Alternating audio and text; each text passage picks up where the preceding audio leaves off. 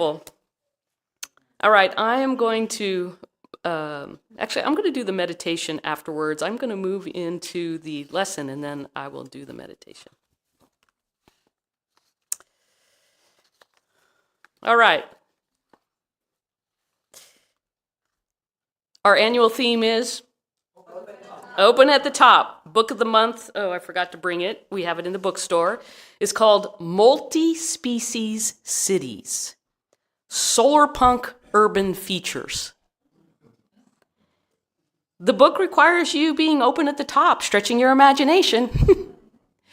But it's a beautiful segue in that the first book of the year that we read was Braiding Sweetgrass. Absolutely wonderful book, bringing you closer to understanding our oneness with nature from a Native American and scientific perspective. This book is a contemporary version of reconnecting with short stories on how we are one with nature and the possibilities that we could be open to. The lesson title, as Reverend Vicky had mentioned earlier, What We'll See Will Define Explanation. So here's your question to begin. How might your life change if you fully and really deeply believed, with great enthusiasm and commitment, that good is always unfolding even in the face of challenges? Would you say that takes a little strength to get through that? Yeah. So what if we expected great things to happen in our life no matter what the world looked like out there and what our circumstances are, which are effects? So let's explore how belief and expectancy work together to shape our lives so that we can defy our limitations. First, we'll start with science of mind principles. We believe that goodness is always ever unfolding. There is an unlimited amount of good happening in every moment, in this moment, both visibly and invisibly. We're metaphysicians, we see beyond the physical.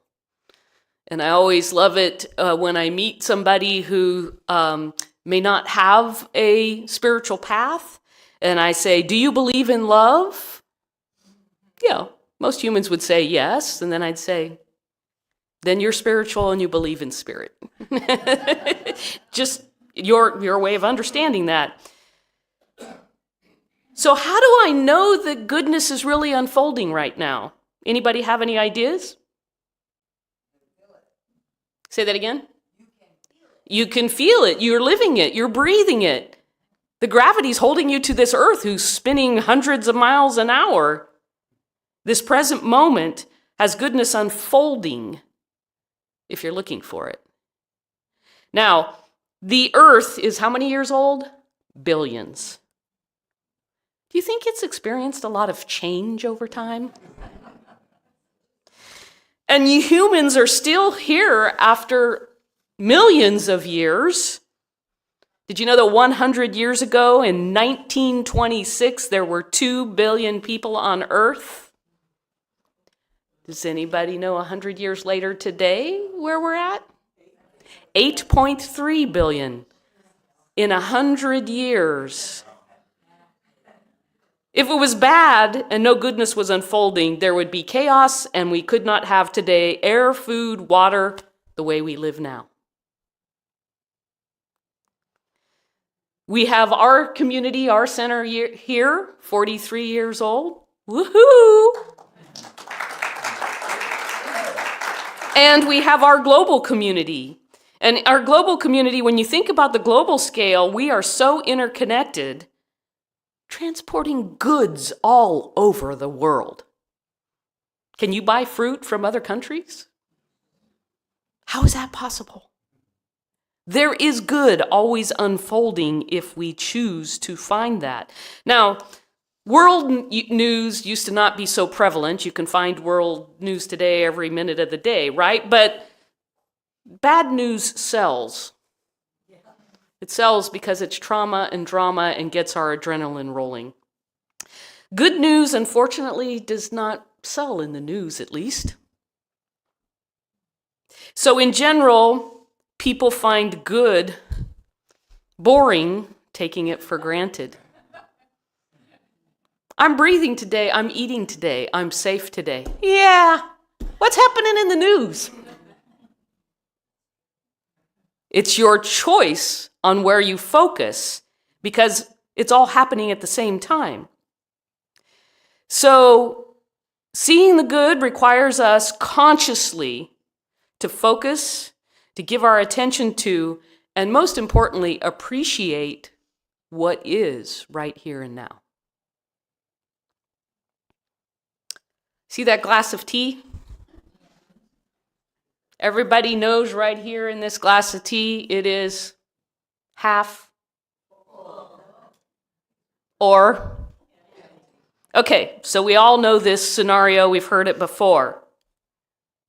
If I'm thirsty and I only choose to look at the empty, then I will not realize that there is water right before me waiting to satisfy my thirst. I can complain about the glass being half empty. I can talk about ideas, solutions, problems about it being half empty, but I will not see that it's half full, and I will not be grateful for what is. This is how we tend to see our life in the world and how society wants to always pull us down, get real. But what we expect shapes what we see. Jesus said it is done unto you as you believe, not as you want to think you believe, not as you hope you believe, but what you really believe in your gut. And we live in a time of quantum physics where it's not just faith anymore, it's science that the observer shapes what they see. You shape what you see in your life. So if we expect disappointment, we begin scanning the world for evidence of that disappointment to show that we're justified. If we expect conflict, then we hear it in the conversations. We get what we expect by not looking for the good. But what happens if we expect the good? Not wish for it and hope for it, expect it. Then we go looking in the world and find it. Again, as metaphysicians studying science of mind, we don't deny that glass is half empty. We're not in denial. However, we don't let the bad news dominate our consciousness. We are leaders of our own thought. We are leaders of our own thought. If you don't let habit and the outside world manipulate your thoughts, you can choose to focus on the good, give gratitude for it, and expect that good to be found right here and now. I love it. And there's an unlimited amount of good happening in every moment. Again, the braiding sweetgrass, when the author, Robin Kimmer, when she's walking, when it's raining and seeing the salamanders, when she's looking for the sweetgrass, it's just a beautiful thing. What she looks at, how she looks at it, and how she gives thanks for it. It's beautiful, a beautiful book. Dr. Ernest Holmes, the founder of Science of Mind, in this thing called You, and this book sometimes is hard to find because it's older and not one of the newer ones. In this thing called You, he says, your subconscious mind is the medium between the unconditioned and unlimited good and the amount of good you will experience.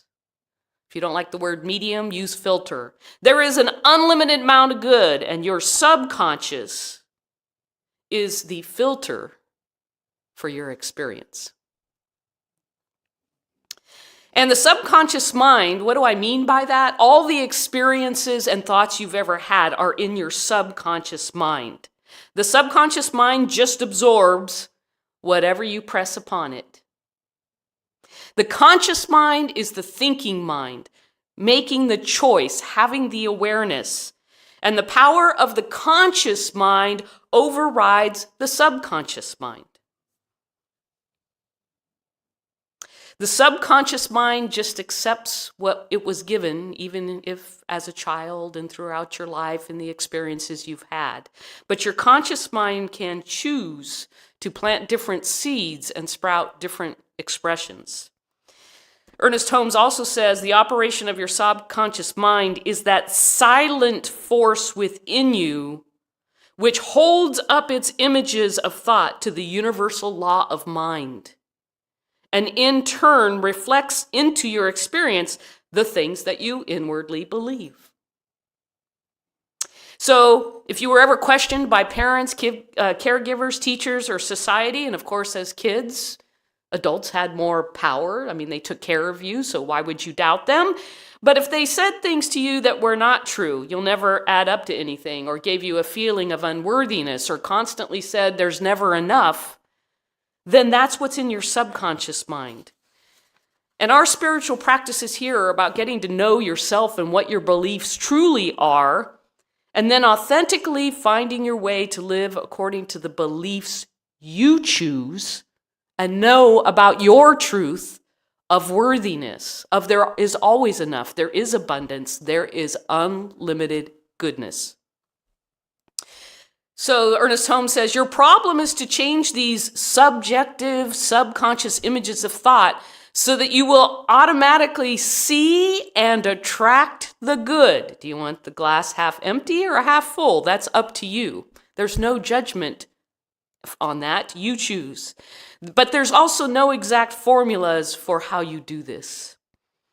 You will do well to work out your own method of using spiritual practices, always remembering that your definite statements produce definite results when they're sincerely believed in.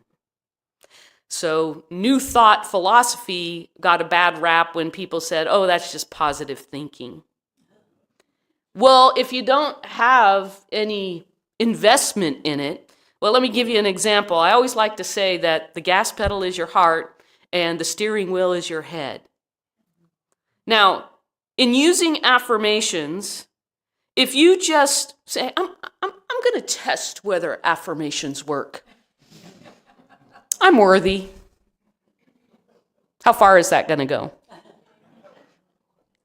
Steering wheel, no gas pedal. Let me ask you this. If you're testing an affirmation, what are you really believing? It doesn't work. You're doubting it. Guess what you're going to get? How come it's not working? Or in that case, it's like, see, I told you so. Yes, whatever you believe, yes. So why not choose to believe in unlimited goodness?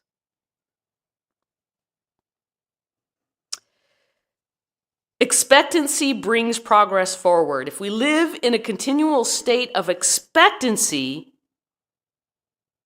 no matter how much good or not good you're experiencing today, but expecting greater good tomorrow, then you can expect to meet new friends. You can expect to have wonderful experiences. You can expect to increase the abundance in your life. Try the magic of expectancy and discover a side of your life that gives you constructive feelings. Ernest Holmes says, it makes life a game that is a joy to play. It enables you to enter into spirit of things and spirit of people. Science of mind, there is a power for good in the universe and you can use it. The question is, why do we not use it more often and more effectively? If there's greater good, why do we accept our limitations? Why do we let society say, get real, get pragmatic? If affirmative prayers are answered, why do we not pray more often and more affirmatively? So let us try to figure out how we can be more effective in our expectation of the good. If we expect great happenings, no matter what's going on out there, without exception, if we choose to expect good, we will see it. Now, again, we recognize that joy and sorrow are often side by side. There's a lot that goes on in the world, and you can choose to tune in to any radio frequency you would like to choose. I'm not saying ignore the glass half empty. I'm just saying, where do you choose to let the domination of your thoughts go? We're not talking about blind optimism. We're talking about courageous choice to expect better for ourselves and for the world. So, say with me this affirmation. I believe in goodness. I believe in goodness. So I expect the great. By the way, those are both capital G's. I believe in goodness and I expect the great. And if we choose that, then what we see will defy explanation. We are so used to wanting to control the form in our life that we want to, I do this, I get that result. And I'm going to look for it that it happens a particular way. But that's not how spiritual law works. If we had the courage to expect goodness, we know that the world will always present conditions, some beautiful, some not so beautiful. And yet the question remains, what do we expect? Expecting good is not naive, it's courageous.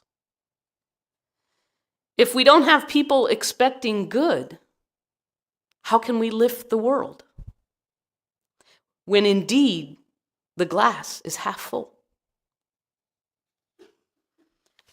A greater possibility is always present, and we get to participate in creating, using our thoughts to inform our subconscious. What do we inwardly believe and what do we inwardly expect? It's easy to get distracted. When our culture becomes cynical, when our social media amplifies division, when headlines predict inevitable decline, then expectancy becomes a spiritual act of leadership. Quietly and expectedly, we can say, love is here and still possible. Justice is here and still possible. Peace is here and still possible. And expectancy invites your imagination. Open at the top. We're invited to see through the current moment beyond what may be happening out there and to expect better nature of humanity. But we have to do that for ourselves first. We must lift ourselves up. And as we do that as a community here, we lift Chico up. And as more people in more communities do it, then we lift the state. It makes a difference. The butterfly effect talks about how the butterfly flapping its wings makes a difference about how the air ripples around the earth. I know you can't see it, but thoughts are things.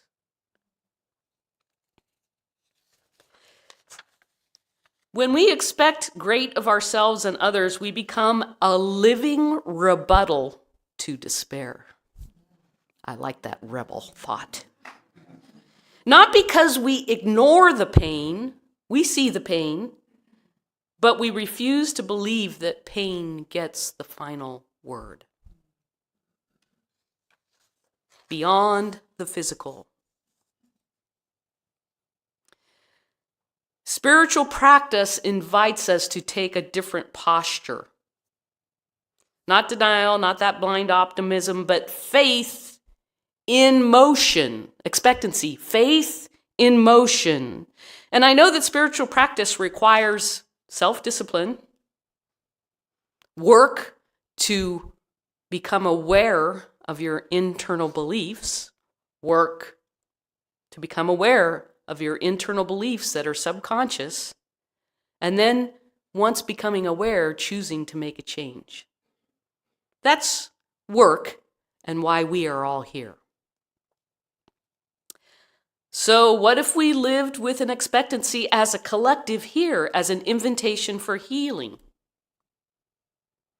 Coming together in consciousness, our expectancy invites others into our space where love, justice, and peace are more than ideals. They are living possibilities.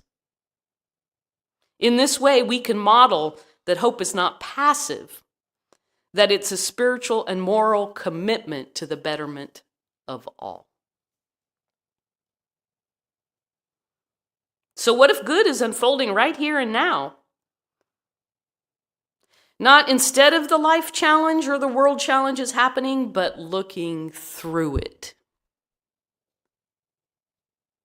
Expectancy calls us to anchor ourselves in something deeper, beyond the physical. A spiritual truth that transcends circumstances.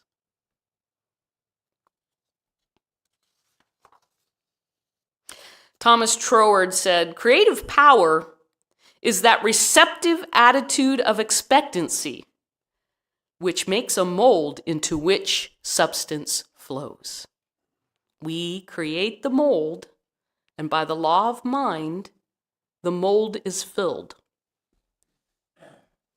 Expectancy creates the mold, and life fulfills it. Of course, we all want to know, well, how? Well, where? Well, when?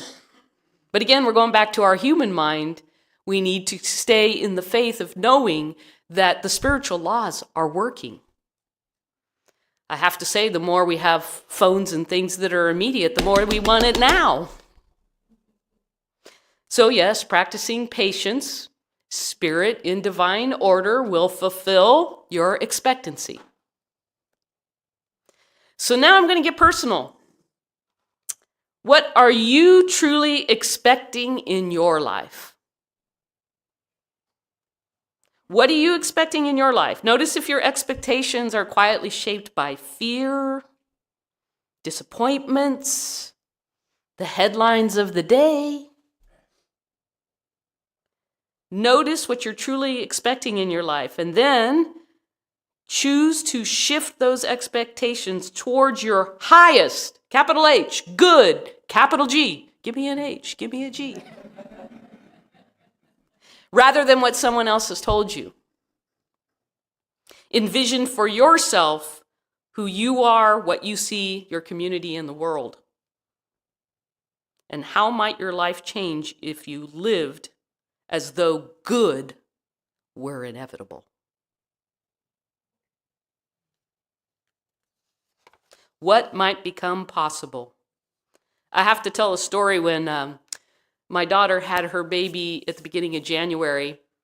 It was only 4 days in when they realized the place they were living was not going to work. They have a dog, they lived upstairs, they didn't have a washer dryer, they realized how much baby goes through clothes. The oven didn't quite work. I mean, there were just things that they realized this is not going to work. So while we were there, we were looking with them, and they got really excited about a place, and they said, "We're ready to place an application." And they said, "We already found somebody to take the place." My daughter was devastated. We debriefed it. She was frustrated. She finally said, "I don't want to talk about it anymore." And so at one point I got to pull her aside and I said, "You got to tell the universe this or something greater is going to come along." Expectancy. It just gives me goosebumps because where they are today, we helped move them. She literally said to me when I was there in the beginning of March, "I'm so glad we didn't get that other place." Because this one has a little yard for the dog. The washer and dryer were brand new in the kitchen, readily available. I mean, there were so many things, brand new appliances and very open and airy, with an extra side room off the living room where they have all the baby stuff. I mean, it was like, thank you. The law works in ways that are larger than our linear thinking. Again, we get stuck in wanting to make things happen by, through our mind, we're going to make it happen. But we need to be more open at the top. We need to be more open to allow life to have you unexpectedly run into people who have what you need, to unexpectedly have something become a resource you didn't know you had before, by losing something and then finding something else, by a unique opportunity coming that you normally would have said no to because you weren't open at the top. Then, when that kind of stuff happens, it defies explanation. For me personally, Spirit speaks, but I don't mean that Spirit is speaking words in my mind. Spirit speaks to me by coincidence, things people say, what shows up on the song I'm listening to. It's all around me, baby, and it's all around you, but you have to choose to be aware and open. We don't realize how we're in these deep habits of thought that have it go down a particular path and everything else is not seen.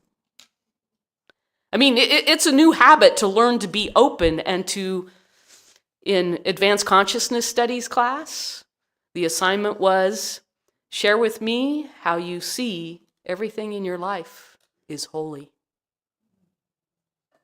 And I'm going to brag, Crystal Brown created a beautiful poem about how everything is holy in everyday life.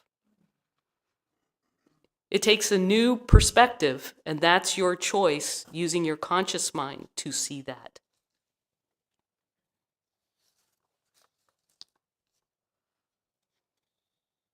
So expectancy does something subtle but powerful.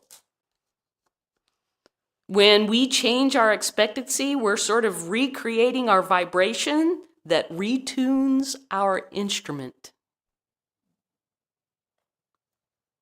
This is why Ernest Holmes said, as I mentioned earlier, a game that is a joy to play. Because if we live saying, I'm going to move my vibration to seeing that good right here and now, and then wait in that joyful anticipation, with patience,